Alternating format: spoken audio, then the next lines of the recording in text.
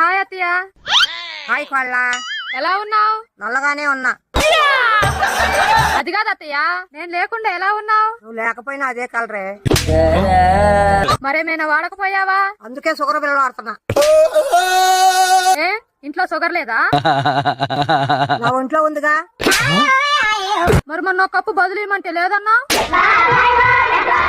అంటే ఉంచుకొని కూడా లేదన్నావు అన్నమాట. అందుకేలే మేము పోయింది.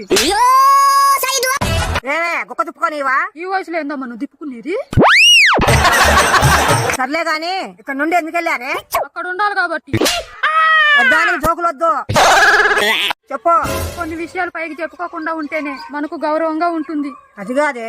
ఇక వెళ్ళొస్తా అత్తయ్య.